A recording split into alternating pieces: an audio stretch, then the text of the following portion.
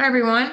Today we are going to talk about the exclusive right to sell, aka the listing agreement. Okay. So you want to pull it up. It's a two-pager called the exclusive right to sell. This is the actual form that you will need to sign a listing. And so when we say we set seller appointments and we go on and do you have a contract signed, this is the form that we're going to use. And this is the form that I'm going to be talking about. So on page one, you're going to bring up the seller, the undersigned seller. You're going to list the property address in this box here, and then the city, and then the zip code. Okay. Your parcel ID, tax ID number is just going to be pulled right off the tax records, and then obviously the listing price. If by chance you're at the house and the seller wants to list on, I don't know, 5 weeks from now. Okay. You could put to be determined because you don't really necessarily may not have a list price at this time. And tomorrow, every day, next week, next month, every house that comes on the market, every house that goes under contract, and every house that closes is all going to affect your list price. So you want to make sure you're pulling accurate comps. I'm recording this today on May 17th, 2024. But if my seller said, hey, I want to list with you on July 1st, well, obviously the houses during that time frame are going to affect this list price. So we're going to have to review that.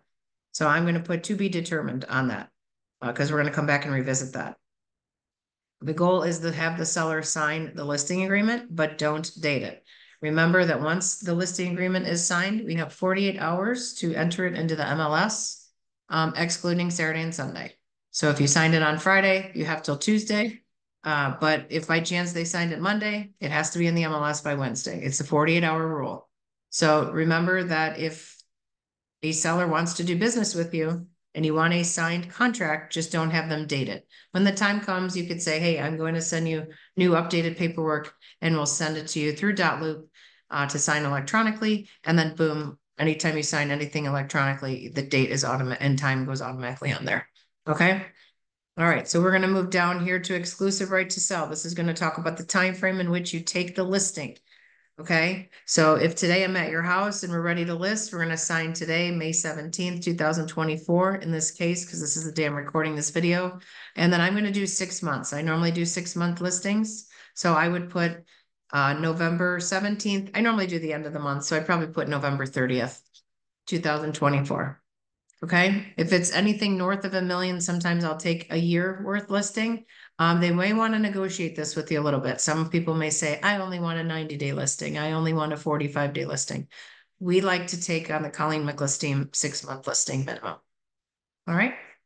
In the event, if you scroll down here on the next line, the event of sale or exchange of property, it's going to talk about the commission, such as any other price or terms are acceptable. You pay the brokerage a commission through escrow of $550, which is our admin fee, and 7% of the purchase price. So our contract at this listing agreement defaults to 7%. So if you can get 7%, that's amazing. And I encourage you to do so. But most of the time I draw a, go up here and you're going to draw a little strike through like this through the 7%.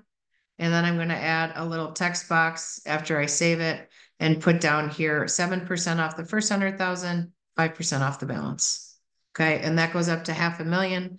If it's $500,000 or more, it's going to be graduated even more, a 754, and then even maybe a 7543. Okay. So that is going to be the commission. That commission covers 2 realtors, your listing agent, which is you, and then the agent that brings in the buyer. Okay. And then I'll jump down here to the co-op and talk about commission one more time when we go down there. The protection period. Seller further agrees to pay the commission described if by chance the house is sold or exchanged within 6 months after the listing has expired. Okay, and they have not listed with another realtor. If by chance they have listed with another realtor, they don't owe you a commission. This is for if a buyer was through the listing, let's say yesterday, and the house was going to expire tomorrow.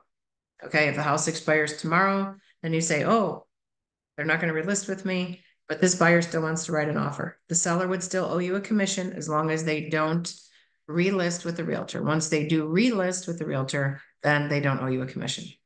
Okay. The cooperation is what we're going to offer the other party. So up here, if it's 7 and 5, we're going to offer a 3-2. And you're going to see a lot of that in the MLS as you're showing houses. 3% off the first 100,000, 2% off the balance. And so this would say 3/2. See if I can write it in here. There we go. And that's what the our team, when they input this into the MLS, they're going to know exactly what you're listing, or excuse me, what you're offering the other co-broke. Authorization to market. This just talks about that you are allowed to, we as realtors are allowed to put a sign in the yard, a lockbox on the house, and market and display all of the data of the house into the MLS. That all of the information is going to be published. They release a brokerage of any liability and damages with regards to showings and all of that, but you can read that. It's pretty self-explanatory. The next part talks about fair housing. We're going to practice fair housing laws, and we're not going to be discriminatory against any of the protected classes, which are race, color, religion, sex, familial status, and now we have military in there as well. Okay, so if by chance they are making comments to you about not letting so-and-so in, and they say something about a protected class like that, you have to remind them that we do not do business with people that are discriminatory. Okay, at the bottom of page 1, these last 2 paragraphs are talking about the seller disclosures. In the state of Ohio, every seller has to fill out the 6 pages of the residential property disclosures. That is part of your packet, your listing packet, when you do get the paperwork signed. Okay, so that you're going to know that the seller understands that all the information provided to the brokerage is to the best of their knowledge and accurate and complete. And they're going to fill that out. We do not fill that out for them. Okay, they have to fill that out. They may ask you, well, you know, I had a leak on my roof. What should I disclose? This is my suggestion. You say, what was the problem? When was it? And what was the solution? Okay, what did you do to resolve the roof that leaked in 2022 after a heavy rainstorm? Because if you just put roof leaked October 22, you're going to have every realtor in town ask you, well, did they fix it? What happened? And all of that. So again, my suggestion is to list the problem, when it was, and then of course, what was the resolution? Okay. And the last paragraph talks about lead-based paint. If you are listing a home that is listed prior to 1978, there is most likely lead in the home underneath all the layers of paint. You need to make sure that you send over the lead-based paint pamphlet to them as part of a disclosure when you're taking the listing. Okay, and that's page 1 of the listing agreement. If you have any questions, obviously you can always reach out to me. We're going to roll on to the top of page 2, talking about electronic surveillance. Please make sure your property address is on each page of the listing agreement. If you're listing houses every day or list 2, 3 in one day or in a week, and they don't fill out the property, you can easily miss like what page goes with who. So make sure your property address is filled out. Just kind of a good rule of thumb, guys. Just please never leave any spots blank, even if it's an NA, a dash, something. Just a good rule of thumb when you're writing contracts. So the electronic surveillance, the seller is going to say yes, or we do not have surveillance equipment on the property. They must disclose this. And Ohio law, it says right there, prohibits seller from using it to listen, record, or otherwise acquire content from other people while they're at the house. Okay, they need to have consent, especially for showings, open houses, inspections, appraisals, all of that when we are still in the house. Okay, confidentiality. Remember that brokerage and agent must keep everything confidential that the seller designates and doesn't want disclosed to any other party.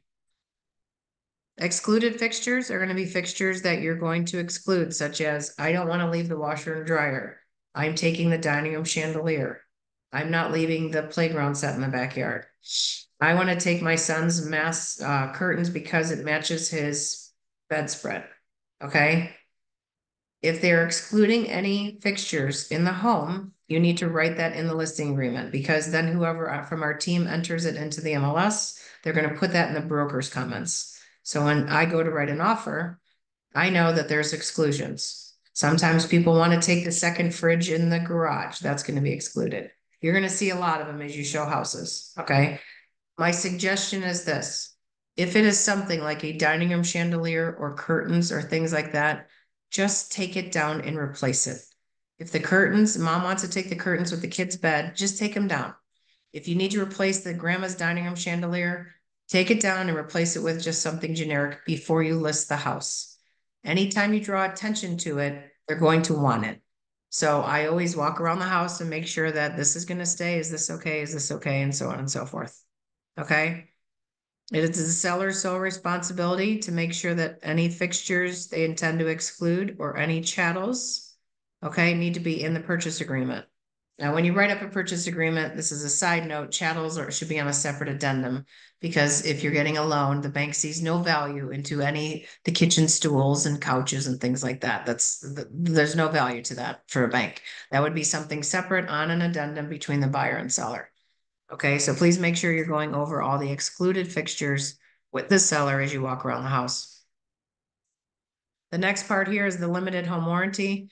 They're either going to check off yes or no, or are they going to offer a home warranty for the home during the protection period of the listing? If they do say yes, it does protect the seller. I mean, if I have my house listed and I say, sure, Colleen, I would like a home warranty while my house is listed with you and my dishwasher goes, I could make a claim. Okay, so it does cover the seller and then it's good for the buyer for 1 year.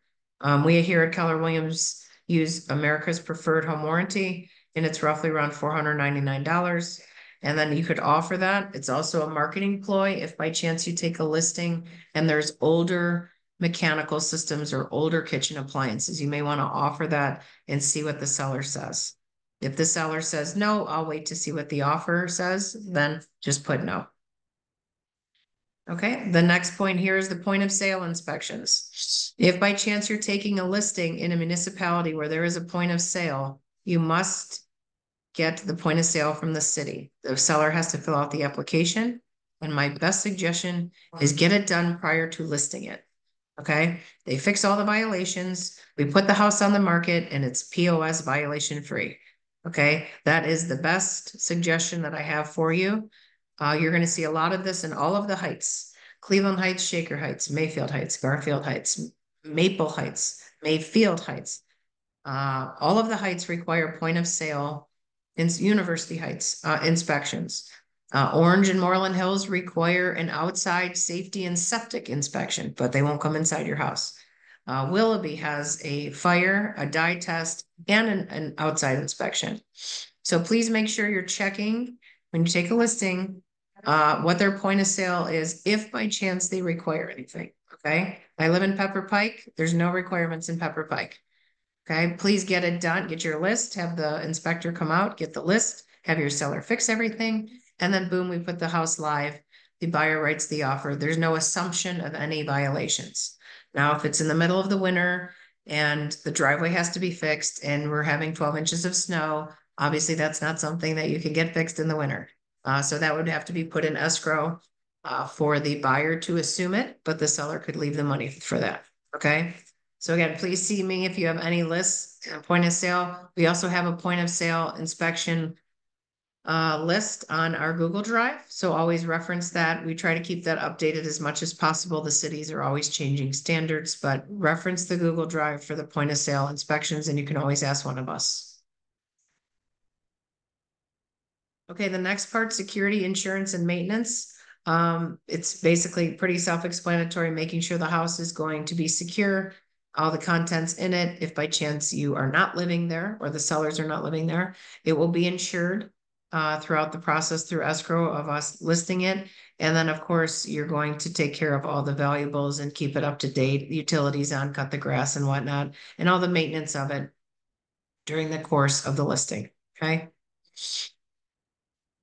Cybersecurity states it is understood and agreed that the brokerage, including employee and all agents, will never ask any party to wire any funds. Remember, all wiring of funds comes from the title company, not from us.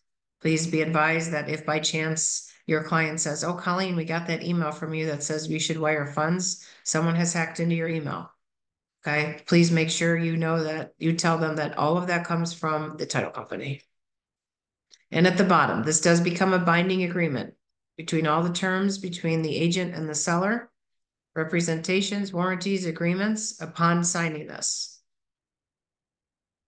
Does state that the seller agrees to consult and retain independent professionals. We are not attorneys. We are not accountants. We are not inspectors.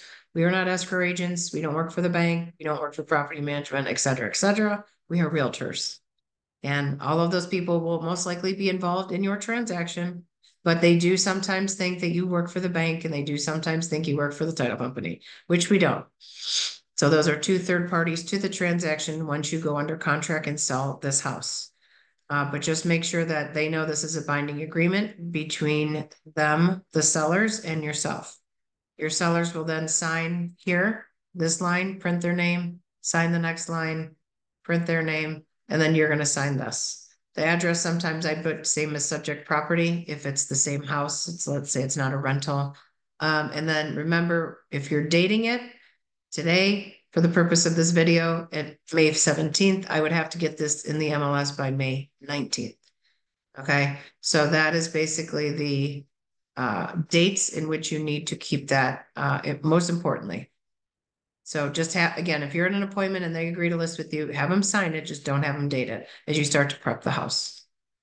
Okay, that is the exclusive right to sell agreement.